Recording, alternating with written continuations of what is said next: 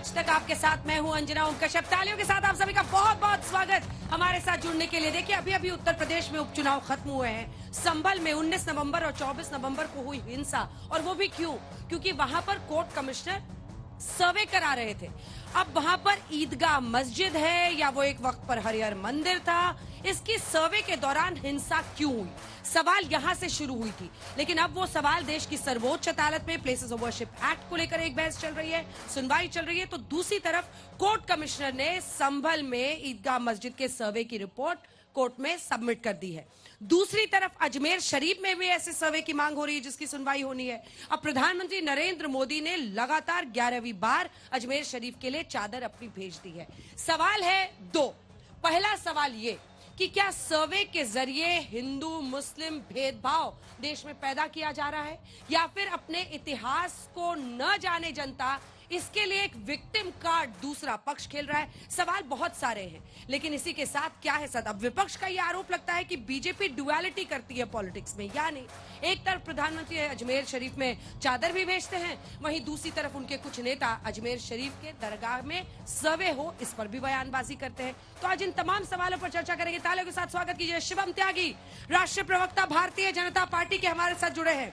विष्णु जैन साहब जो कि सुप्रीम कोर्ट के लॉयर हैं और जिन्होंने संभल में इस पूरे केस को, संभल के केस को भी और इसी के साथ ज्ञानवापी भी अनेकों ऐसी जगहों पर वो जहां वो मानते हैं कि मंदिर रहे हैं उन मामलों में वो कोर्ट में लिटिगेशन कर रहे हैं।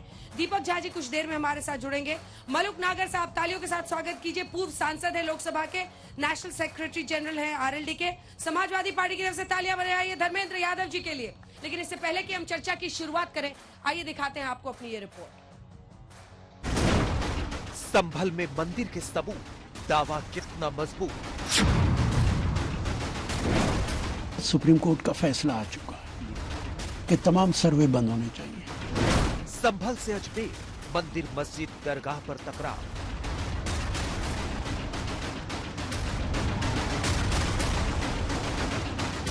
ये रिपोर्ट पक्षपातपूर्ण होगी। पीएम मोदी ने ख्वाजा के दर भेजी चादर।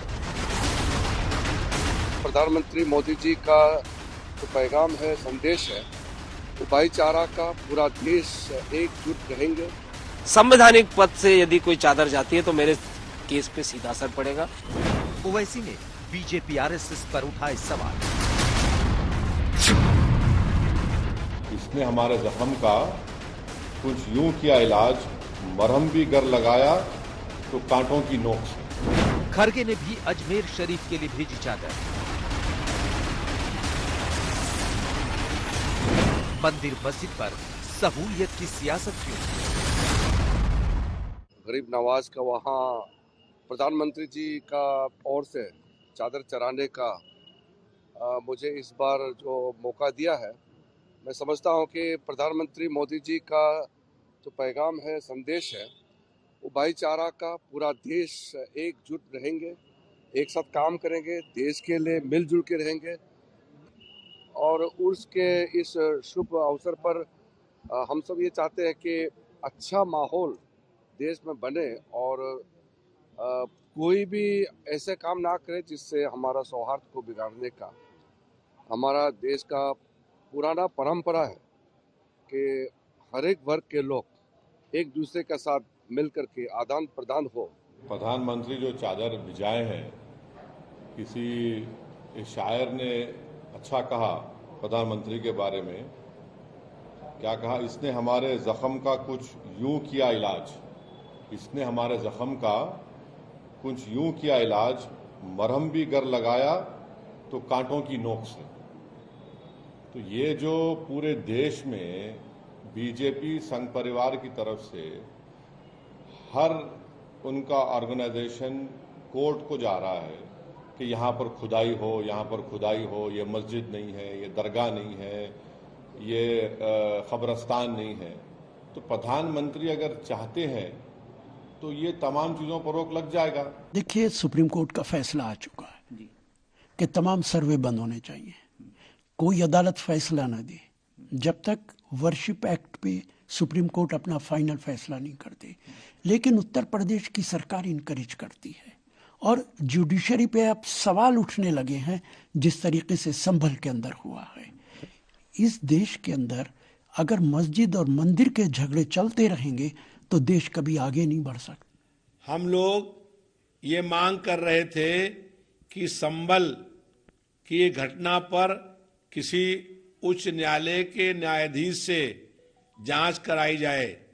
जो जांच रिपोर्ट कोर्ट में पेश की गई है, ये रिपोर्ट पक्षपातपूर्ण होगी और ये निष्पक्ष रिपोर्ट नहीं होगी।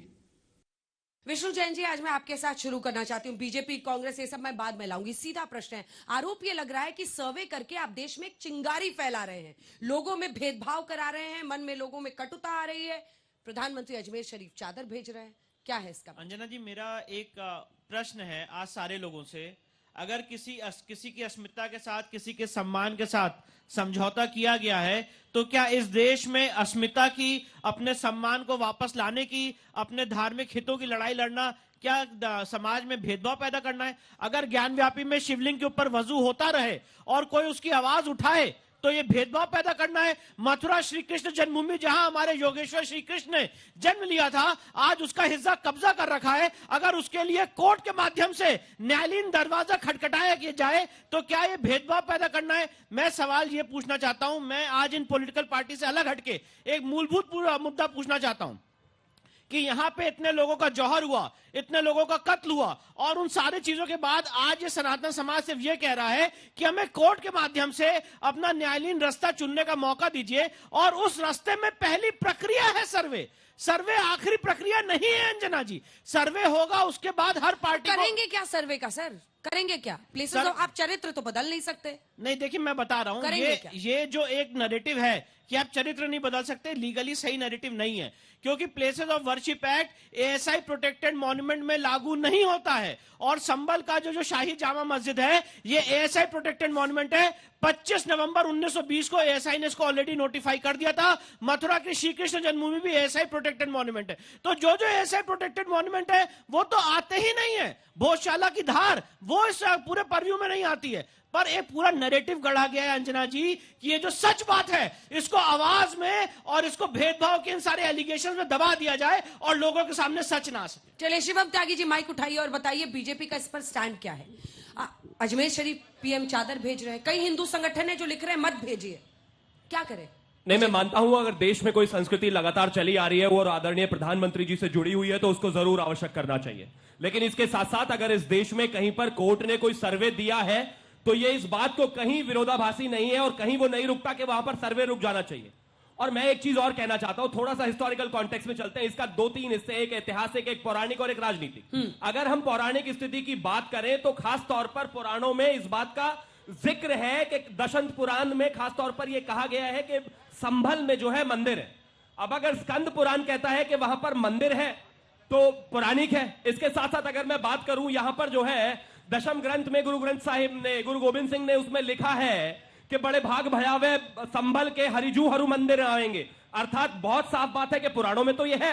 अब अगर ऐतिहासिक की मैं बात करूं, आईने अकबरी, बाबरनामा, दोनों में तो यह है ही है। इस देश के सारे हिस्टोरियन जानते हैं कि बाबर ने मुख्यतः 3 मंदिर तोड़े, एक संभल, एक पानीपत और एक श्री राम मंदिर, और उन तीनों के ऊपर जो है मस्जिद बना दी। ये हो गया।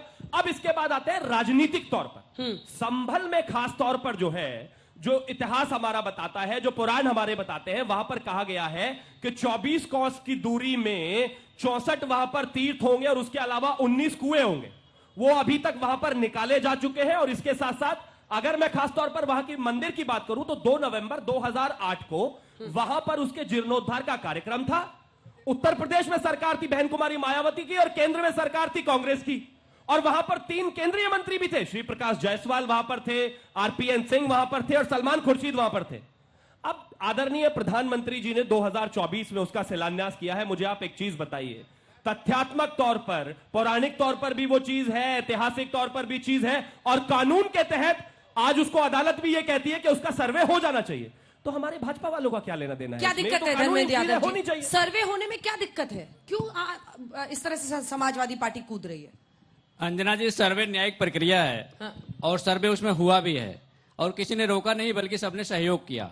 लेकिन भारतीय जनता पार्टी जो सौहार्द खोदने की परंपरा विकसित कर रही समाज के अंदर, उससे समाज के अंदर दूरियां बढ़ रही हैं। इतिहास हम इसलिए पढ़ते हैं कि हम इतिहास से सीख के भविष्य में कोई गलती ना करें। लेकिन भारतीय जनता पार्टी के लोग अपना इतिहास के नाम पे, राष्ट्र के नाम पे, धर्म के नाम पर सौहार्द को खोद कर किस तरह का समाज बनाना चाहते हैं, भारतीय जनता पार्टी को बताना पड़ेगा। एक तरफ प्रधानमंत्री जी दरगाह पे चादर चढ़ाने जाते हैं, जाते नहीं, भिजवाते हैं, जाते भिजवाते बाद उनकी श्रद्धा है, उनको समझ लो पहुंच गए वहां पे, फैक्ट, बिल्कुल फैक्ट चेक किया, पहुंच गए। और उसके बाद मोहन भागवत जी कहते हैं, मोहन भागवत जी का जो बयान है कि हर मस्जिद के नीचे हम मंदिर ना ढूंढे, शिवलिंग ना ढूंढे, और ऐसा करने से आपको हिंदू के बहुत बड़े विद्वान या बड़े नेता नहीं बन जाओगे। उस कंटेक्स्ट को भी समझना चाहिए। तो भारतीय जनता पार्टी दरअसल चाहती है तो किससे कह रहे हैं आपके हिसाब से? मोहन भागवत जी किससे कह रहे हैं? मोहन भागवत जी जो कह रहे हैं उसका कंटेक्स्ट अभी दूसरी बात में बताऊंगा मैं। अच्छा, उसका कंटेक्स्ट भी अलग है। लेकिन बात जो कही है शब्दों के तरीके से बात सही है। अगर उसके गहराई में जाएंगी, बिटवीन द लाइन अगर बात करेंगे तो उसका भी एक अपना उनका कहने का कारण है। संघ प्रमुख आजकल आपको बड़े अच्छे लग रहे हैं। नहीं, अच्छे नहीं लग रहे हैं, उसका कारण मैं बता रहा हूं, कारण बता दे रहा हूं। कारण मैं ये बता रहा हूं, अभी देश की पार्लियामेंट में देश के प्रधानमंत्री ने संविधान निर्माता बाबा साहब डॉक्टर भीमराव अम्बेडकर का अपमान किया। उस अपमान से पूरा देश नहीं, दुनिया में जितने लोग लोकतंत्र में विश्वास करते हैं, संवैधानिक परंपरा में विश्वास रखते हैं, वो सब आहत हुए हैं। उसको ढकने के लिए मोहन भागवत जी का एक ऐसा बयान है कि हम उससे ढक सके उस बयान। चलिए शिवम जी जल्दी से जवाब दीजिए, फिर बाकी लोग कहते हैं ना कि होई ही सोही जो राम रचि राखा, को करे तर्क बढ़ावे साखा।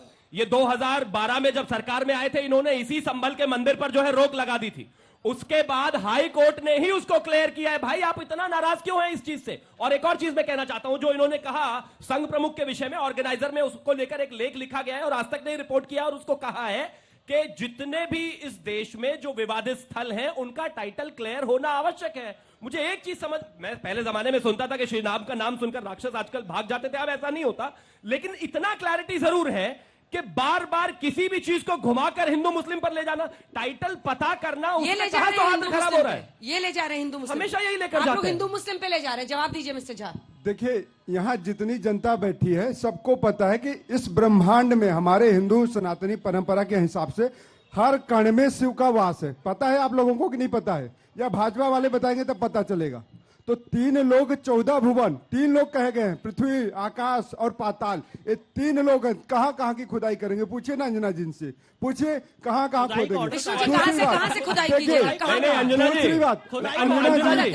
अंजना जी, विष्णु जैन जी से बात कर लीजिए, पूछ लीजिए कि हिंदू धर्म में तो ये खोदने चले आते हैं। इनसे पूछिए, पहाड़ी थाना का विवाद जहाँ पे जैन लोगों ने तालाब पे कब्जा कर रखा है, वहां पे अपना मंदिर बनाना चाहते हैं। अब वहां पे जैन और हिंदू का विवाद है, वहां पे जाएंगे नहीं, भाग जाएंगे। तो बात यह है कि भाजपा सिर्फ बरगलाने की, और कुछ विष्णु जैन जैसे लोग जो कि हिंदू धर्म के नाम पे अपनी दुकान चमकाते हैं। तीसरी बात, जो शिवम त्यागी ने कहा कि जो परंपरा हम पालन करेंगे। इफ्तार पार्टी आपने तो देना बंद कर दिया, लेकिन चादर चढ़ाना भूले नहीं। एक कैसी दोहरा चरित्र है भाई, कैसा दोहरा चरित्र है। पार्टी के बंद हो जाने का देख रहे हैं आप। तीसरी बात, मतलब पूजा से नाराजगी है, इफ्तार पार्टी बराबर चाहिए इनको। तीसरी बात, भाजपा के लोगों को दोहरा चरित्र देश के सामने बेनकाब हो चुका है। मैं कहता हूँ ईसावाद से, एक सवाल सुनिए, वही सामने में पुलिस वाले एक थाना बना रहे हैं।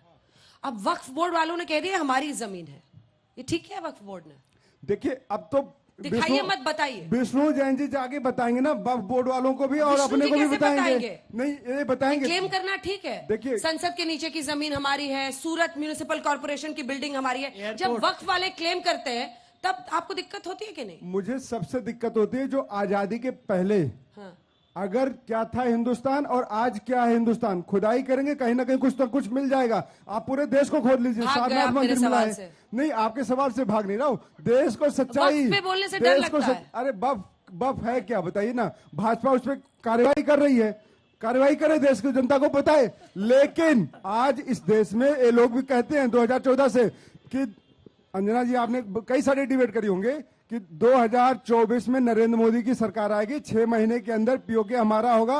ये योगी आदित्यनाथ का बयान था। पीओके चाहिए, क्या हुआ? पीओके का बता दो, कितना बरगलाओगे मंदिर में? इधर आंखों में आके डालकर देखिए, मिलेगा, जरूर मिलेगा। अरे भैया मिलेगा, अच्छे दिन आ गए, अच्छे दिन आ गए। सबके आंखों में आके डाल के बताइए कब मिलेगा? बिल्कुल मिलेगा। 2014 से यही कह रहे हैं। पीओके की खुदाई कीजिए तब समझ में आएगा। पीओके पे खुदाई करो, बाउंड्री बनवा दो, क्या फायदा है? देखिए, आपको तो मुस्लिम्स का भी वोट चाहिए, आपकी पार्टी को उठाइए, माइक उठाइए मलुक जी। पीओके को खुदाइए और बाउंड्री बनवा दीजिए। पीएम ने चादर भेज दी, राहत की सांस ली होगी। देखिए, हम मुसलमानों का भी इज्जत करते हैं, बौद्धों का भी करते हैं, जैनियों का भी करते हैं और ईसाइयों का भी करते हैं, सब धर्म का इज्जत करते हैं। और ये आज माननीय प्रधानमंत्री जी ने वहां चादर भेजी, इससे सिद्ध हो गया सबका साथ सबका विकास। लेकिन मुझे पूछना है कि जब हम करते हैं और सेकुलरिज्म पेश करते हैं तो ये कांग्रेसी और उनके साथियों का मुंह क्यों फूट जाता है जब हिंदुओं के हक की बात आती है, जब एक तरफा होकर क्यों लगते हैं ये कहने पड़ के। चलिए सवाल पूछिए जिसको नहीं, मैं पूछना चाहता हूँ ये कांग्रेस और सपा से कि इनका रिश्ता मुगलों से और इन्वेडरों से क्या है? काम वहां होता है, उनके कुकर्मों का फल तो खोज रहे हैं जैन साहब, इनके पेट में क्यों दर्द है? इनका कौन सी रिश्तेदारी है भाई, समझ में नहीं आता है। आपका क्या रिश्तेदारी हो सकती है? यादव जी, ये इतिहास में जो कुकर्म, एक मिनट सुन लीजिए, जो इतिहास में अगर कुकर्म हुआ है तो उसको न्याय के माध्यम से बहुसंख्यक समाज जानना चाहता है कि आखिर क्या हुआ था। इसी बहाने अगर हमारे सामने अगर सच्चाई आ जाएगी तो आपको क्या दिक्कत है? जवाब दीजिए। देखिए दर्द अंजना जी हमारा ये है कि भारतीय जनता पार्टी के लोग अगर रघुपति राघव राजा राम पतित पावन सीताराम पर रोक लगा देंगे तो इस देश का क्या होगा। दर्द हमारा यह है कि ये देश संविधान से चलता है और इसमें 1991 का वर्शिप एक्ट है कि 1947 के बाद के जितने भी धार्मिक स्थल हैं उनके हम मूल चरित्र को नहीं बदल सकते हैं। तो ये सौहार्द खोद कर भारतीय जनता पार्टी क्या लाना चाहती है?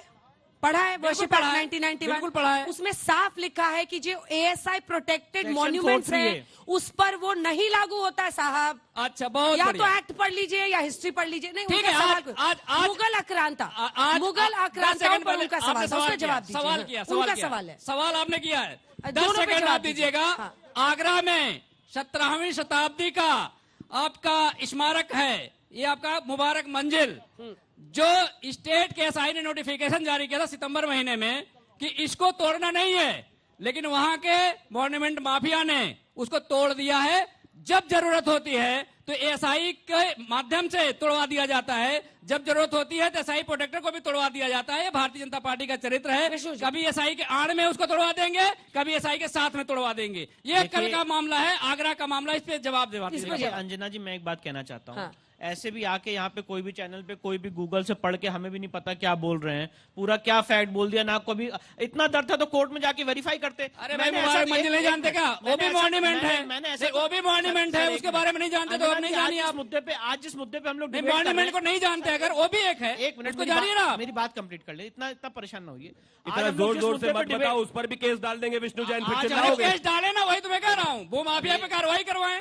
आज हम लोग जिस मुद्दे पे डिबेट कर रहे हैं, ऐसा तो है नहीं कि मैंने सबसे पहले आके आज तक पे डिबेट किया, आज तक में मुद्दा उठाया और उसके बाद कोर्ट गया। मैं पहले कोर्ट गया, फैक्ट्स वेरीफाई किया, हर बात एफिडेविट पे डाली, उसके बाद यहाँ चर्चा हो रही है। तो अगर इनको कोई इशू है तो कोर्ट में जाएं, एफिडेविट कल गिराया भाई, कल गिराया। देखिए, आप लोगों ने जो रिपोर्ट है वो सौंप दी है। हाँ, रिपोर्ट सौंप दी है। मुझे पता है, आप बता नहीं सकते उसमें क्या है। हाँ, सुप्रीम कोर्ट का ऑर्डर है। हाँ, क्योंकि सुप्रीम कोर्ट लेकिन आप कितने आश्वस्त हैं कि आपका जो पक्ष है उसमें आप सही साबित हम पूरे आश्वस्त हैं? क्या है रिपोर्ट में? मतलब आप ब्रॉडली बता दीजिए कितने पिक्चर्स हैं, क्या है, क्या लिखा है वो मत बताइए। इस समय तो नहीं बता सकते क्योंकि सुप्रीम कोर्ट ने कहा है कि रिपोर्ट सील कवर में दाखिल की जाए। और रिपोर्ट एडवोकेट कमिश्नर महोदय ने कल सील कवर में दाखिल कर दी है। जो दोनों दिन वीडियो रिकॉर्डिंग हुई, 19 तारीख की और 24 तारीख की, वो सारी बातें भी सील कवर में दाखिल कर दी गई है। किस तरह से इनके जो सांसद महोदय हैं वो कोर्ट की प्रक्रिया में अंदर घुसे थे, वो सारी बातें वीडियो रिकॉर्डिंग में आई हैं और वो सबने देखा है, इसलिए वो बात मैं बता रहा हूं।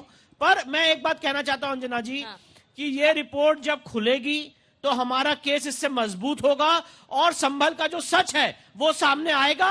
एक दिन ये साबित हो जाएगा कि ये हमारे ईश्वर, हमारे आराध्य का हरिहर मंदिर था जिसमें विघ्न उत्पन्न करने की और गलत कब्जा करने की कोशिश की। मेरा सवाल जैन साहब से और शिवम त्यागी जी से है कि ना तो इन्होंने रामायण पढ़ी है ना महाभारत पढ़ा है, तो आप बताइए भगवान जो श्री कृष्ण थे वो उनके साथ कैसे थे पांडवों के साथ, जबकि जो संख्या में 100 थे उनके साथ क्यों नहीं थे? इसका जवाब देंगे आप? ये सवाल है, मतलब आप उनके साथ एक बौद्धिक चर्चा चाहते हैं कि कृष्ण, भगवान कृष्ण किस तरफ थे, क्यों थे? इसलिए थे क्योंकि वो धर्म के साथ थे, धर्म के साथ थे। आपने ये सवाल पूछा ना, एक चीज कहना, कृष्ण पांडवों के साथ क्यों थे? एक चीज कहना चाहता हूं, क्योंकि वो धर्म के साथ थे, और जो अधर्मी है उनके साथ हमारे ईश्वर, हमारे योगेश्वर श्री कृष्ण कभी नहीं रह सकते। मैं एक चीज कहना चाहता हूँ, ये भारतवर्ष में सनातनीय अपना ये जो खोद के दिखा रहे हैं, बैठ जाइए प्रभु। हमारे बच्चे को ये दिखेगा जो हमारे फ्यूचर में, भविष्य में हमारे साथ क्या हुआ, और हम इस चीज को जानेंगे। ऐसा हम लोग नहीं जानते थे, हम लोग स्वयं भी नहीं जानते थे। जब ये खुदा है तो हम जाने हैं जो हमारे साथ इतनी खुदाई नहीं हुई है, मतलब फिर भी सर्वे की गई है, फोटो खींची गई है, वीडियो बनाया गया। जो कुआं जो हुआ है उसमें जो तो बाहर में हो कमल का जो निशान जो आया है, देख रहे हैं बाबा, अंदर में जो आया है, आपके आज तक की चैनल के माध्यम से हमने देखा। तो अंजना जी मैं ये कहूँगा जो जी, तो वो शिवलिंग भी है उसमें, वो भी मिला है, एक जंजीर में वो हनुमान जी का वो भी मिला है। तो मैं ये कहना चाहता हूँ जो हमारे सनातनी ये हिंदुस्तान है, भारतवर्ष है, अगर हमारे सनातन धर्म में अगर ये विष्णु जैन जी लाए, इनको मैं बहुत बहुत धन्यवाद करूंगा। जो हम सनातनी हम जाने, इससे पहचाने, हमें समझ आया जो हमारे साथ क्या क्या अन्याय हुआ है। विष्णु जी आजकल सनातनियों के एकदम हीरो बन गए। अंजना जी देखिए, हमारे मुसलमान भाई जो है ना, वो हमारे बड़ा भाई हैं, क्योंकि उनका 56 कंट्री है, तो थोड़ा दिल बड़ा दिखाएं। ये टूटा फूटा खंडहर के लिए जो है ना दे दा करके खत्म करिए, टंटन नहीं चाहिए। गुरबाणी में क्या कहा गया है कि हक पराया नानका उस सुअर उस गाय, जिसका हक है उसको दे दो, है ना। आखिरी जल्दी आइए। जय कल्की जय जगतपते, पद्मापति जय रमापते। मेरा नाम कपिल है, मैं बाल्यकाल से श्री कल्की कीर्तन मंडल से जुड़ा हूं। मेरी पूरी बात सुनिएगा। संबल में विष्णु पुराण में लिखा हुआ है श्री कल्की जी का अवतार होगा, जो कि विष्णु जी के 10वें अवतार हैं। मैं पिछले 25 वर्षों में मुझे कई बार मौका मिला है संभल जाने का। वहां पर स्थिति अंजना जी ऐसी होती है कि एक वार्षिक महोत्सव में उस कल्की मंदिर में जब शोभा यात्रा निकालनी होती है तो जितनी वहां पब्लिक नहीं होती उससे ज्यादा सुरक्षा कर्मी लगाए जाते हैं। वहां पर इतना बुरा हाल था। मैं क्या नाम है शंकर जैन जी का, विष्णु शंकर जैन जी का, इनको मैं प्रत्यक्ष पहली बार देख रहा हूं। सनातन धर्म विष्णु शंकर जैन जी का, योगी जी का और मोदी जी का सदैव आभारी रहेगा अगर उन्होंने हमें कल्की अवतार जो होने वाले हैं उनका स्थान हमें दिलवाया और वहां पर विशाल मंदिर बनवाया। जय श्री कल्की। जल्दी आइए। मैम मैं पूछना चाहती हूँ कि इररेस्पेक्टिव ऑफ वहाँ मंदिर बने या मस्जिद बने, उससे हम लोग का क्या फायदा हो रहा है? विष्णु शंकर जैन साहब इसका जवाब दीजिए। ये सवाल हमेशा पहली बात ये मैं अपनी बहन जो उनको बताना चाहता हूँ, और ये सवाल बहुत लोग पूछते हैं कि सारे लोग भी बोलते हैं पार्टी के कि पेट्रोल पे चर्चा होनी चाहिए, देश के विकास पे चर्चा होनी चाहिए, इंफ्रास्ट्रक्चर पे चर्चा होनी चाहिए। अंजना जी ये बताइए, मैं आपके चैनल पे आज ये बात कह के जाना चाहता हूँ, खूब चर्चा कराइए, विकास पे, पेट्रोल के दाम कितने होने चाहिए, फॉरेन एक्सचेंज कितना है, इन सब पे चर्चा कराइए। पर ये जो साथ में पैरेलल इशू चल रहा है ये विरोधाभासी नहीं है, ये साथ में ये इश्यूज भी चलने चाहिए। और जो मेरी बहन ने यहाँ पे सवाल पूछा इस समय क्या फायदा होगा, मैं पूछना चाहता हूं आज जो राम मंदिर बना जिसका 22 जनवरी को वहां पे प्राण प्रतिष्ठा हुई, क्या फायदा हुआ? मैं पूछना चाहता हूं क्या फायदा हुआ? क्या वहां पे लोगों की आध्यात्मिक ऊर्जा का केंद्र नहीं बना? आज मथुरा श्री कृष्ण जन्मभूमि जो योगेश्वर श्री कृष्ण की भूमि है, जो ज्ञान व्यापी में शिवलिंग है, अगर आज उसके दर्शन प्राप्त करने का आपको अवसर मिलेगा तो क्या आपकी आध्यात्मिक ऊर्जा का केंद्र वो नहीं बनेगा? जैसे वेटिकन सिटी है, जैसे मक्का मदीना है, वैसे क्या सनातनियों के जो ऊर्जा के केंद्र हैं उनको पुनः स्थापित नहीं करना चाहिए? और इसमें कोई फायदे की बात नहीं है। जो लोग इसमें घुसे हैं, जो लोग उसकी महत्ता को जानते हैं, वैल्यू को जानते हैं, उन्हें पता है कि इसको जब पुनः प्राप्त किया जाएगा तो हमें क्या फायदा मिलेगा। ठीक है, यूजुअली मैं काउंटर आर्ग्यूमेंट नहीं कराती हूँ, लेकिन चूंकि युवा है, एक प्रश्न इनका और है वो। मैम 76 इयर्स हो चुके हैं इंडिपेंडेंस को, और मतलब मंदिर बने वो मैं भी मानती हूँ भगवान में बहुत ज्यादा, लेकिन अभी भी हमारी जो मेन नेशनल पार्टी है बीजेपी, उसके मैनिफेस्टो का मेन पार्ट होता है कि मंदिर बनवा रहे हैं, कितनी एम्प्लॉयमेंट जनरेट करिए, उन सब चीज से कुछ मतलब उसको फोकस नहीं किया जाता। आप अभी भी इलेक्शंस मंदिर बनाने के नाम पे जीते जा रहे हो। ये छवि, आप इसका जवाब दीजिए मिस्टर त्यागी। आपने क्योंकि पार्टी से उनका राजनीतिक उन्होंने तो धार्मिक एस्पेक्ट बनाया। सबसे पहले मैं एक चीज कहना चाहता हूं कि मर्यादा पुरुषोत्तम भगवान श्री राम के मंदिर के खास तौर पर प्राण प्रतिष्ठा के बाद पहले 6 महीने में वहां पर 12 करोड़ लोग ट्रैवल करने गए। 12 करोड़, जिन्होंने 12 करोड़ लोगों ने दर्शन किए। पूरी उम्मीद है वहां पर रहे भी होंगे, खाए भी होंगे, गए भी होंगे, ऑटो रिक्शा से, बस से लेकर सब कुछ इस्तेमाल किया होगा। काशी की अगर मैं बात करूं तो पिछले साल 4 करोड़ लोग गए हैं। जाहिर है उतने गोवा में नहीं जाते। मंदिरों को दबा दबा कर आप इस देश के स्पिरिचुअल टूरिज्म को क्यों खत्म करना चाहते हैं? सारी दुनिया अपने देश में एक से एक टूरिज्म को बढ़ावा देती है, स्पिरिचुअलिज्म को बढ़ावा देती है। आप भी दीजिए, लोग आएंगे। और लेकिन सिर्फ विषय इतना सा नहीं है। लेकिन विषय सिर्फ इतना सा नहीं है, हम एम्प्लॉयमेंट पर भी बात करते हैं, हम इंफ्रास्ट्रक्चर पर भी बात करते हैं, हम जीडीपी पर भी बात करते हैं, हर चीज पर बात करते हैं, लेकिन इसके साथ अगर कोई धार्मिक एंगल है तो उसको भी डिस्कस किया जाना चाहिए। अंजना जी, हाँ, मामला गर्म हो गया थोड़ा दोनों के बीच में, क्या हो गया? कमाल की बात है। भगवान की आस्थाओं को अगर हम मान रहे हैं, हम जा रहे हैं दर्शन के लिए, तो वहाँ पे रहने का, खाने का, पीने का सबका होता है, उसमें कोई दुनिया को तो रोजगार मिला, कोई तो उस काम को कर रहा है जिसको हम यूज करेंगे वे पैसे का, तो इसमें काहे बरस नहीं कोई बोल रहे कि बोले ये रोजगार नहीं है। अंजना जी कह रहे हैं टूरिज्म बना रहे हो आप उसको, टूरिज्म बना रहे हो क्या? हैं? आप विदेशों में घूमने जा रहे हो क्या? ना इन्होंने रामायण पढ़ी है ना महाभारत। किसमें आपने क्या पढ़ा है? क्या पढ़ा है आपने? दीपक झा जी, अंजना जी कमाल की बात है। अंजना जी कमाल की बात है, मोदी जी बनारस को क्योटो बनाने चले थे और विष्णु जैन साहब इसको मक्का मदीना बनाने चले। बातें हैं। अरे आप धर्म की बात कर रहे थे, इतना गुस्सा नहीं सिखाता है। बैठिए अंजना जी, इन लोगों को बोल दीजिए मोबाइल पलट के रख दें। सुनिए, इनको बोल दीजिए ये सनातनी है ना, मोबाइल पलट के रख दें, गूगल ना करें और बता दें नक्षत्र कितने होते हैं। इस सनातनी बनते ना, भगवान राम का जन्म किस नक्षत्र में हुआ था, इन सनातनियों को पता है क्या? किसी को पता है? इनको गूगल करेंगे, अभी गूगल करके बताएंगे। इसलिए ये नकली लोग हैं, ये सत्ता में आए थे सिर्फ राम के नाम पे आए थे। अच्छा बताइए 27 नक्षत्र में, बहुत बढ़िया, अच्छी बात है। मलुक साहब अभी हमारे कांग्रेस के साथी ने सनातन धर्म के खिलाफ बोला, इनको सनातनियों का पता ही नहीं है। बता दीजिए मलोक नागर जी, बताए 27 नक्षत्रों के नाम, 27 नक्षत्र का नाम बता दीजिए मलोक नागर जी। सनातन धर्म के खिलाफ बोला इनको बोले 27 नक्षत्र के नाम बता दीजिए। जो आरएसएस को ये लोग गाली देते थे, रोज आरएसएस को कोसते थे, आरएसएस मोहन भागवत कहते मंदिर हुई है। अब नेता में नहीं बनोगे मंदिर बनाने से। मोदी जी के दिन लग गए, योगी जी के दिन लग गए। विकास करना पड़ेगा, काम करना पड़ेगा, रोजगार देना पड़ेगा। मोहन भागवत जी ने करारा चाटा मारा है सरकार को। अंजना मैम देखिए, मैंने अपने इतने बड़े जीवन काल में ऐसा सीएम उत्तर प्रदेश के अंदर आज तक नहीं देखा जैसे कि हमारे आदित्यनाथ योगी जी हैं। और क्या नाम, आज से पहले जितने भी सीएम रहे, क्या ये सब काम नहीं हो सकते थे?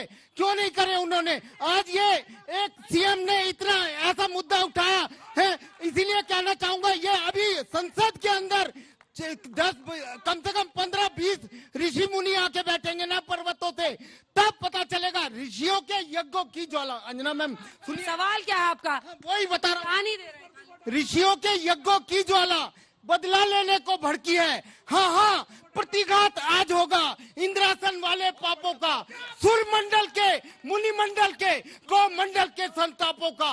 अपनी प्रतिहिंसा की पीड़ा अब शीघ्र मिटाएगी पृथ्वी, इस असुरों के ताजे लहू से जी भर कर नहाएगी पृथ्वी। आराम समझ जाए, ये धमका गठबंधन जो करते हैं ना, इसलिए समझ जाए कि मोदी आगे बढ़ रहा है और उत्तर प्रदेश में योगी जी क्या सवाल है? नहीं, आपका सवाल है? मैडम एक छोटा सा सवाल है। ये तो प्रमाणित है कि मुगल आक्रमणकारी आए थे और मंदिरों को तोड़ा गया। अब विपक्षी सारे ये आरोप लगा रहे हैं कि आप गड़े मुर्दे क्यों उखाड़ रहे हो। मेरा एक ही सवाल है कि आपके राज में मुर्दा किए गए थे, अगर बीजेपी उनको जिंदा कर रही है, को आप तो प्रॉब्लम क्या है? मुगल काल जब जो आक्रांताओं ने किया, उस समय कांग्रेस थोड़ी शासन। मैडम आजादी के बाद की बात कर लो, आजादी के बाद कितने क्यों नहीं ठीक किया? मेरा झा जी सवाल है कि कहते हैं कि मुगलों की बात करते हैं, इन 70 सालों में क्या काम किया, क्या काम किया उसे बताइए। इधर से किसी का सवाल है? मैडम जी, रशीद अलवी जी ने बोल रहे थे अभी कि राष्ट्रपति भवन के नीचे भी शिवलिंग है और लाल किले के अंदर भी, ठीक है, तो यह खुदवाने के लिए यहाँ भरेंगे? पूछो। मैं तो कहता हूँ मोदी जी ने पिछले 10 सालों में पूरा देश खोद दिया। जहाँ जहाँ चाहे खोद दीजिए, आप डिमांड करिए ना मोदी जी से, पूरा देश खोद दो, गड्ढा कर दो पूरे देश में। अभी 10 सालों में जैसे मस्जिद में भगवान को खोजना और ये सारी चीजें, इससे आप क्या पाइएगा? इससे आप क्या पाइएगा? ये शिवम त्यागी और विष्णु जी, ये सपा वाले, मैं यूपी से हूँ, गोरखपुर से, जब इनका शासन था तो ये हज हाउस बनवा रहे थे और कब्रिस्तान घेरवा रहे थे।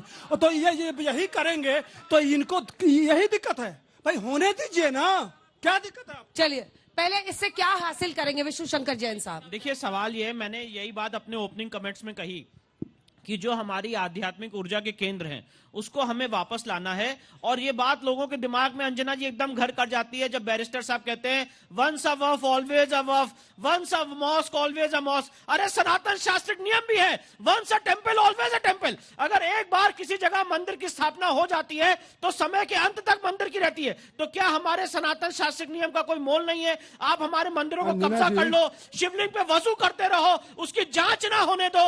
मथुरा श्री कृष्ण जन्मभूमि में जहां पे कंस का कारागार है, जहां पे ईश्वर ने जन्म लिया, वहीं पे शाहीद का मस्जिद बना दो, उसके ऊपर बात ना हो। संभल में जहां कल की अवतार होने वाला है उसको कब्जा कर लो, उसके ऊपर बात ना हो। ये किस तरह की डेमोक्रेसी है अंजना जी? ये तो वही बात हो गई। एक मिनट सर, मैंने आपके बीच में नहीं बोला। ठीक है, पूरा करने दीजिए, मैं आ रही हूँ। ये तो वही बात हो गई कि कोई आदमी किसी जगह को कब्जा कर ले, और जब कब्जा कर ले तो उसको छुड़वाने के लिए न्यायालयीन माध्यम से अगर कोई आदमी कोर्ट जाए तो कहेंगे इससे क्या हासिल होगा? समाज का सौहार्द बिगड़ जाएगा। ये सौहार्द बिगाड़ने वाली बात जो लोग कह रहे हैं अंजना जी, ये एक डेमोक्रेसी की हत्या कर रहे हैं और मीठी धमकी दे रहे हैं कि अगर आप कोर्ट जाओगे तो यहां पे हम जो कम्युनल हार्मनी उसको बिगाड़ देंगे।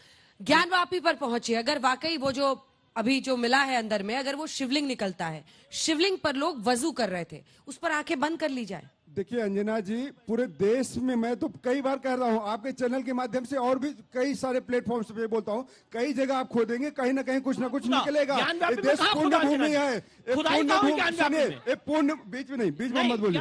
स्वामी विवेकानंद जी ने क्या कहा है? Religion is the realization of God, religion is the realization of God. जो आत्म साक्षात करने की परंपरा है वो धर्मों के माध्यम से। अरे आप अपने ध्यान करिए, अंदर बैठिए, भगवान को अंदर में अपने आत्मा में उतारिए। लोका समझता ये बात मुगल आक्रांतों को समझा देते हैं कि अपने वहीं पे बैठे हमारे आगे मंदिरों को क्यों तोड़ दिया? लेकिन आप हमारे आगे मंदिरों को क्यों लड़ाई करना चाहते हो, लोगों को आपस में आपका सवाल डॉज करके, आपकी राजनीति अंजना जी आपका सवाल डॉज करके, धर्म से लेना देना है। ये सवाल डॉज करके, राम सबके अंदर है, ये सवाल डॉज करके, राम मैं सब जगह जानू, करो प्रणाम जोड़ जुड़ पानी। तुलसीदास ने क्या लिखा है कि राम और सिया के में संपूर्ण संसार है, और ये राम की तलाश कर रहे हैं।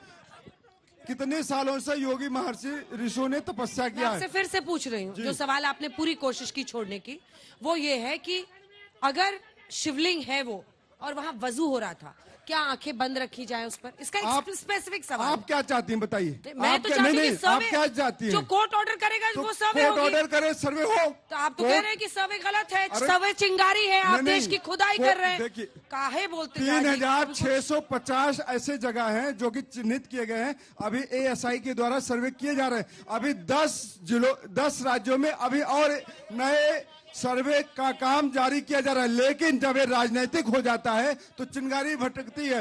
ASI जो पुरातात्विक विभाग है वो अपना काम करे, लेकिन जब विष्णु शंकर जैन आ जाते हैं, जब भाजपा आ जाती है, आप लोगों को जैन साहब से क्या प्रॉब्लम है? जैन साहब से कोई प्रॉब्लम नहीं है। जैन साहब चिंगारी भराते हैं 3 मिनट 13 में और आए हैं झगड़ा सुलझाने। तो बातें है, जवाब दीजिए।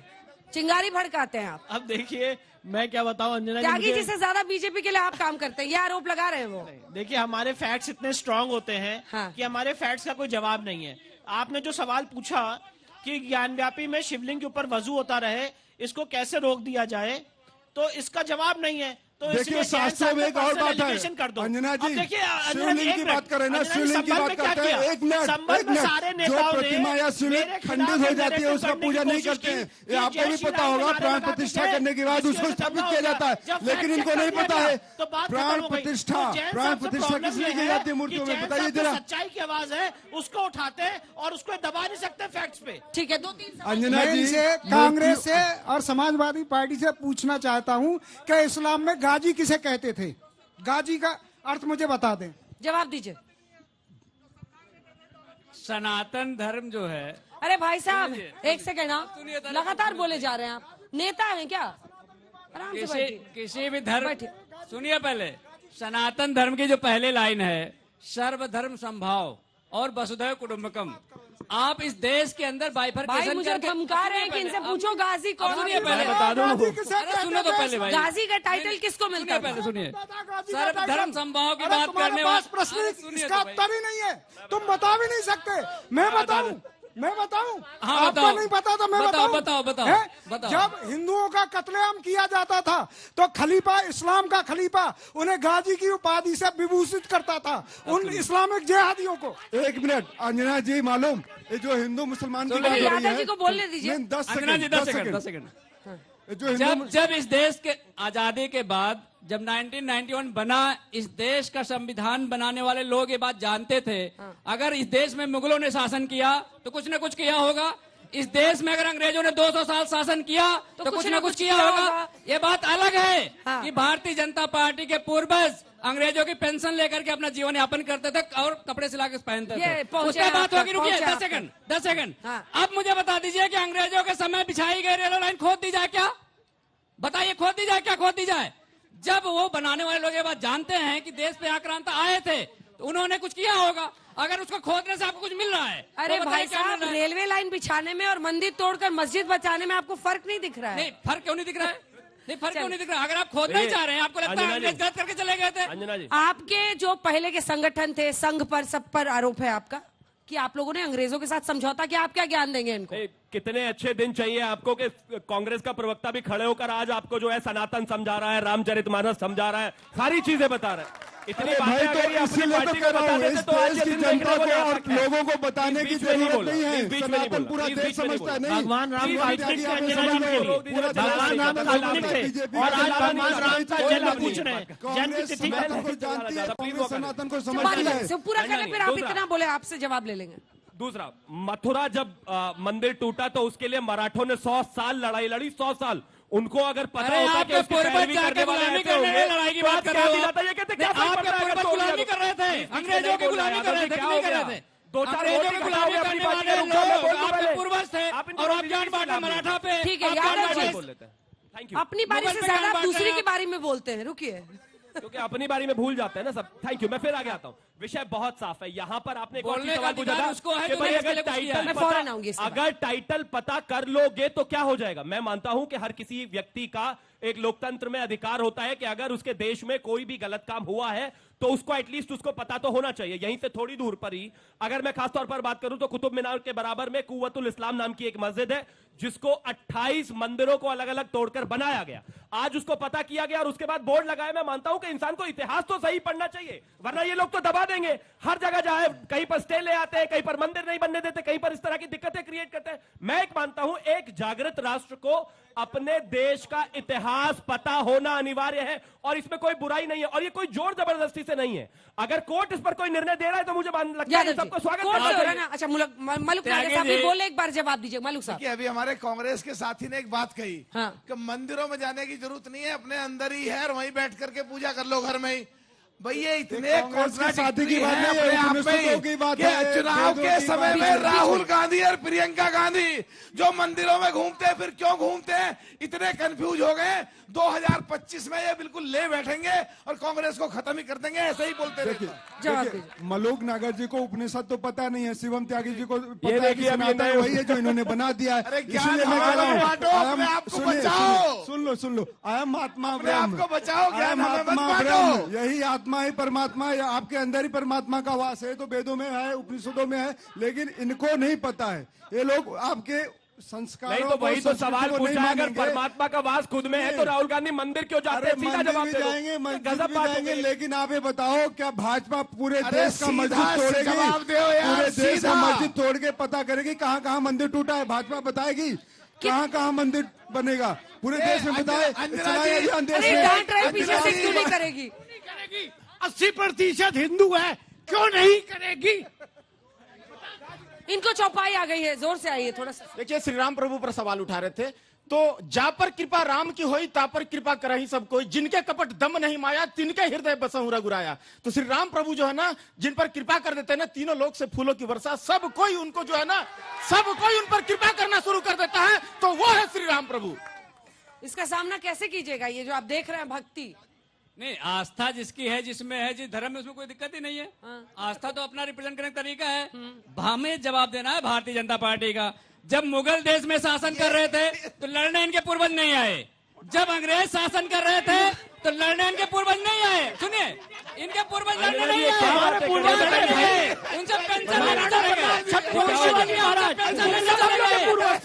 माफी मांगने चल रहे हैं। तब देश की चिंता नहीं थी इन्हें, देश की आजादी की चिंता नहीं थी। जब देश आजाद हो गया, इसने आजाद करवा दिया, फिर उसको सुपरसीड करने का काम भारतीय जनता पार्टी के लोग कर रहे हैं। धर्म में मुगलों के जमाने में भी मोदी को ढूंढ रहे, बताइए। कह रहे मुगलों के जमाने में हम लड़ नहीं रहे थे। अरे मुगलों से तो पूरा देश लड़ रहा था भाई। अरे आपके पूर्वज नहीं लड़ रहे थे भाई, आपके पूर्वज नहीं लड़ रहे थे। विश्वशंकर जैन साहब, विश्वशंकर आपके पूर्वज अंग्रेजों से माफी मांग रहे थे, आपके पूर्वज अंग्रेजों की पेंशन ले रहे थे, वो हम बताना चाह रहे हैं। अंजना जी, आप मुझे बताइए कि छत्रपति शिवाजी महाराज, महाराणा प्रताप या जितने जितने यहाँ पे लोगों ने अपना बलिदान दिया और यहाँ पे योगदान दिया और लड़ाई लड़ी, वो क्या हमारे पूर्वज नहीं थे? मैं आपके चैनल के माध्यम से कहना चाहता हूँ कि छत्रपति शिवाजी महाराज हमारे पूर्वज थे। चलाने वाला कौन था आप बताओ? कुठारी बंदों में गोली किसने चलाई?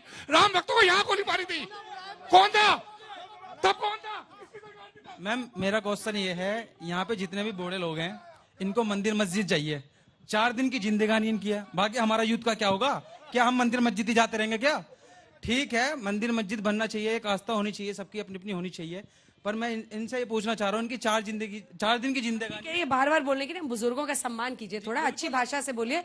यही सवाल पूछा जाता है कि जो युवा है उनकी चिंताएं कुछ और हैं, उनकी चिंताएं नहीं है। आपने सुना, वो बच्चे भी कह रहे हैं, ये भी कह रहे हैं, मंदिर मस्जिद नहीं, नौकरी, विकास, कैसे देश चल रहा है, कैसे हम आगे बढ़ रहे हैं, इस पर उनका फोकस है। त्यागी साहब, अंजना जी, भटकाते हैं आप लोग मंदिर मस्जिद।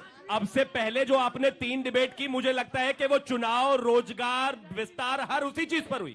लेकिन अगर इस देश में ये मुद्दा है तो इस पर भी बात होनी चाहिए। मैं फिर से कहता हूं, इस देश में अगर विकास की बात है, इंफ्रास्ट्रक्चर की बात है और ग्लोबलाइजेशन की बात है और जितनी भी सारी चीजें हैं, हम हर विषय पर बात करने के लिए तैयार है। चाहे वो जीडीपी बढ़ने का विषय रहा हो, चाहे वो 5 ट्रिलियन बनाने का विषय रहा हो, चाहे वो 37 किलोमीटर पर डे हाईवेज बनाने का रहा हो, चाहे अगर हम बात करें तो दुनिया में अमेरिका के बाद सबसे बड़ा रोड नेटवर्क बनाने की बात रही हो, चाहे दुनिया में जहां बड़ी बड़ी कंट्री जो है बात ही करेंगे, लेकिन काम नहीं करेंगे। अगर हम 7.5% के हिसाब से जा रहे हैं, हम उस पर भी बात करने के लिए तैयार है। लेकिन इन सब के बाद अगर कहीं पर इस तरह का आक्रांताओं ने कोई आक्रमण किया है तो उसकी भी बात होगी, भागिए मत। ठीक है, लेकिन इनसे पूछ लीजिए, मोहन भागवत फिर क्यों आगे बयान दे जाते हैं? क्यों बयान दे जाते हैं? बयान बता दिया मैंने भाई, आदमी पता नहीं अब काम की बात कर लो, अब देश के रोजगार की बात कर लो, युवाओं को नौकरी की बात कर लो, शिक्षा की बात कर लो, स्वास्थ्य की बात कर लो। मोहन भागवत जी से भाजपा का सहमति है कि नहीं है? भाजपा आज ये बता दे है। संस्था का मतलब ये नहीं है कि जो वो कहेंगे वही होगा। प्रधानमंत्री बेकार है। प्रधानमंत्री को 140 करोड़ लोग देखने हैं। जवाब दीजिए। देखिए, देश को जवाब दे दिया इन्होंने कि मोहन भागवत की अब कोई हैसियत नहीं है। भाजपा ने उनको दूध से मरी हुई मक्खी की तरह निकाल के फेंक दिया है। अब मोहन भागवत का कोई अस्तित्व नहीं है। आज भाजपा के लोगों ने जाहिर कर दिया है। तो ठीक है, भाजपा विकास की बात करती है, भाजपा नौकरी की बात करती है, तो इन्होंने कहा तो महंगाई आधा कर देंगे, लेकिन इन्होंने 10 सालों में महंगाई डबल कर दिया है। महंगाई पे बात नहीं करेंगे, आस्था पे बात करेंगे। ईश्वर तो अंजना जी, मैं एक चीज कहना, प्लीज, मैं बीच में नहीं बोला, मेरी रिक्वेस्ट है। कहा गया है, ईसा वा स्मिदम सर्वम यत् किंचित जगत्याम जगत तेन त्यक्तेन भुंजिता मागधा का सुसिद्धनम। ईसोपनिषद की बात है। ईश्वर का आवास है पूरा संसार, ब्रह्मांड। लेकिन अब इसके आगे की बात भाजपा ना बताए, काम की बात करें, नौकरी की बात करें। त्यागी जी, जब प्रधानमंत्री नरेंद्र मोदी अजमेर शरीफ दरगाह में चादर भेजे तो वो एक संदेश दे रहे हैं, और वो भी इस सर्वे के तमाम मामले होने के बीच में। अगर प्रधानमंत्री आज आवाज दे रहे थे दिल्ली में, तो उन्होंने हर समुदाय के लोगों को, हम लोगों ने देखा वो किस तरह से बात कर रहे थे, हर समुदाय के लोगों को घरों की चाबी दे रहे हैं। पीएम एक संदेश दे रहे हैं, क्या उनके जो फॉलोअर्स हैं, जो उनको मानने वाले हैं, वही संदेश को समझ नहीं पा रहे हैं? वही संदेश है। इस देश में हिंदू, मुस्लिम, सिख, ईसाई, पारसी, जैन, बौद्ध सब साथ रहते हैं, और इस देश की यही खूबसूरती है कि जहां पर हिंदू मंदिरों की बात हो रही है, उसके लिए सबसे ज्यादा अगर कोई लड़ाई लड़ रहा है तो यहां पर जैन खड़े हुए, वो लड़ रहे हैं। मैं मानता हूं ऐसे ही यहां पर एकता है। लेकिन अगर हिंदू मंदिरों को आधार बनाकर वहां उनको लेकर कोर्ट में जाया जा रहा है, तो वहां पर दशम ग्रंथ को कोट करके कोर्ट को बताया जा रहा है कि क्या क्या स्थितियां हैं, और हम सब साथ में रहते भी हैं और उसमें कहीं कोई दो राय नहीं। लेकिन ऐतिहासिक तौर पर आक्रांताओं ने, जिन मुगलों का इस देश के किसी भी धर्म से कोई लेना देना नहीं है या किसी भी व्यक्ति से कोई लेना देना नहीं है, उन लोगों ने इस देश पर जो अत्याचार किया है, यहां पर जिस तरीके की चीजें की हैं, उनको बाहर निकालने मुझे लगता है किसी को कोई दिक्कत नहीं होनी चाहिए। इस देश में हमेशा से सभी लोग साथ रहते आए हैं और आगे भी रहेंगे।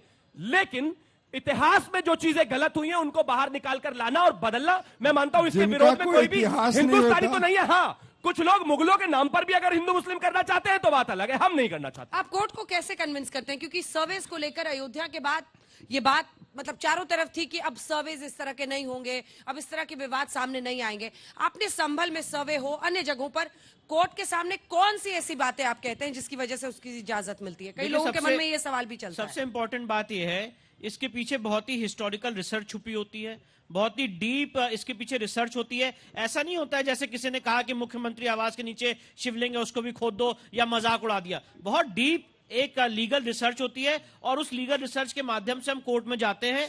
और सबसे बड़ी बात एक और बता दूं अंजना जी, एक बार मुझे लॉयर के रूप में भूल जाइए, जो उस जगह का सच है ना, आज संभल 1 महीने से देश भर में डिबेट का मुद्दा बना हुआ है। ये सिर्फ विष्णु शंकर जैन की वजह से नहीं है, वहां पे जो अन्याय हुआ है, जो बर्बरता हुई है, ये वो चीख के लोगों के सामने बोल रही है कि यहाँ पे अन्याय बर्बरता हुई है। और मैं एक बात और कहना चाहता हूं, 1 मिनट मेरी बात सुनिए, अब आपकी बात का मैं जवाब देना चाहता हूं।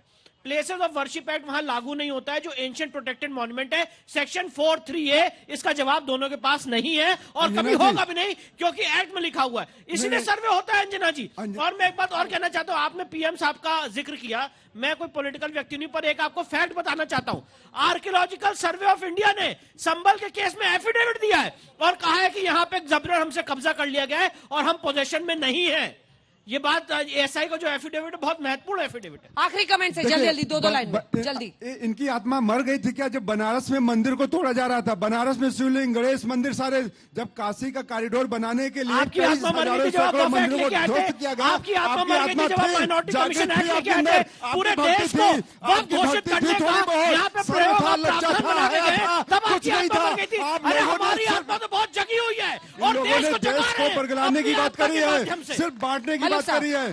देखिए अभी हमारे साथी ने कहा कि बीजेपी जो बोल रही है उसकी खिलाफत तो हमें करनी है। अरे बीजेपी अगर कोई अच्छी बात कह रही है और उसकी भी खिलाफत करोगे ही तुम, तो तुम्हारा तो नाश जाने वाला ही है। 2025 बनारस में मंदिरों को तोड़ा जा रहा था, धर्म की राजनीति करके, धर्म की राजनीति करके देश के युवाओं के भविष्य के साथ आप परिंदा पढ़ नहीं मार पाएगा अंजना जी। आज अभी परिंदा पढ़ नहीं मार पाएगा। 172 लाख करोड़ रुपए का विदेशी कर्जा भारत के पास आ गया है। मंत्रियों ने इनको बताना पड़ेगा पिछले 10 सालों में और ये धर्म की स्वच्छ भारत राजनीति अभियान के तहत 1 लाख करोड़ रुपए खर्चा किया गया है। पूरा विद्यालय का नाम नहीं बता सकते जो गंगा में मेरा भी है। धर्म की राजनीति पर आप सवाल खड़ा कर रहे हैं, लेकिन आप तो धर्म देखकर मृत्यु के बाद राशि देते हैं। बहराइच में आपने नहीं दिया विक्टिम को राशि, लेकिन आपने संभल में दिया। इसका क्या आप हाथरस चले जाते 121 लोगों को दिया गया है, हर जाति हर धर्म के लोगों को दिया गया। आप कैसी बात कर रही हैं? क्या अंत में आप धर्म की पॉलिटिक्स से ही सोचते हैं कि चुनाव जीतेंगे? हालांकि ये चुनावी बिसात और चुनावी एनालिसिस बताता है कि धर्म बहुत नीचे है लोगों के जहन में, उनके लिए बाकी चीजें ज्यादा इंपॉर्टेंट है रोजमर्रा की। हाँ, हम धर्म की राजनीति करते हैं और अखिलेश यादव जब टोपी लगाकर इफ्तारी करते थे तो हर रोज 5 लाख नौकरियां दे देते थे, वो तो धर्म की राजनीति थी नहीं। लेकिन हम धर्म की राजनीति नहीं कर रहे। मैं एक चीज कहना चाहता हूं, यहां पर धर्म की राजनीति नहीं है। कुछ चीजें हिस्टोरिकली जो गलत हुई उसको कोर्ट के माध्यम से अगर ठीक किया जा रहा है, मैं मानता हूं सबको उसको मानना चाहिए। और अंततः धर्म की राजनीति वो करते थे जो मुजफ्फरनगर में दंगों में पीड़ित होने वाले मुजफ्फरनगर के दंगों में विक्रम सैनी आपका विधायक खतौनी का मुआवजा देते थे, उसे कहते हैं धर्म की आदमी राजनीति। 50 नहीं बोलता मैं लाभ है। और अंत में एक चीज और कहना चाहता हूं, और मैं अंत में एक चीज और कहना चाहता हूं, इसको धार्मिक विषय ना देखकर अगर हम इस तरह से देखें कि कहीं पर अगर अतिक्रमण हुआ है, कब्जा हुआ है, हमारे पुरखों की जमीनें कब्जाई गई हैं, उनका टाइटल गलत किया गया है, तो कोर्ट उसको सही कर रहा है। और अगर कोई भी बच्चा, कोई भी व्यक्ति, कोई भी अपने परिवार का व्यक्ति होगा और उसकी पुरानी कुछ इस तरह की जमीनें दबी होंगी, वो हमेशा उसको बेहतर करने की कोशिश करेगा। 2 क्लैरिफिकेशन, एक तो बाहर में जितनी चीजें मिल रही हैं वो अतिक्रमण है, दिख रहा है, उसको फिर से खोला जा रहा है, या जो हिंदू वहां से चले गए डरकर दंगों के बाद उनको मंदिरों को खोला जा रहा है।